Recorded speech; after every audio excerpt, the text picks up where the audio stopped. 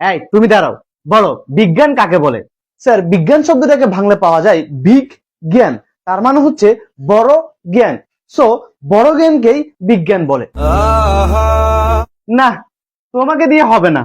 এই তুমি দাঁড়াও, বলো পৃথিবী আর চাঁদের মধ্যবর্তী দূরত্ব কত? Sir, 4 bench.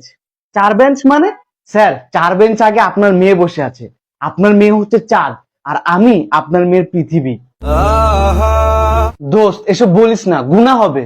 স্যার, এখানে আমার একটা কোশ্চেন ছিল, মানুষ যদি চাঁদে বসবাস শুরু করে তাহলে তারা কি দেখে ঈদ পালন করবে?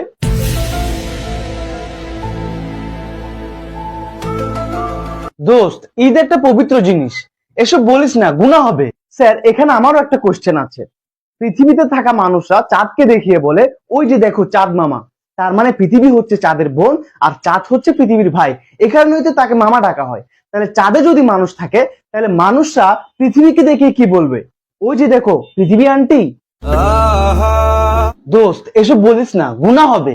তো একটু আগে তুই বলছিলি স্যারের মেয়ে চাঁদ আর তুই পৃথিবী, তাহলে কি তোরা ভাই বোন?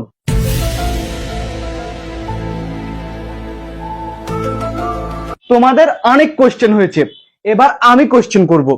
বলো, ডাইনোসর বিলুপ্ত হওয়ার প্রধান কারণ কি? স্যার, এসব বলিয়েন না, গুনাহ হবে। এই, ওরে ধর, ওরে আল্লাহর কাছে পাঠাই।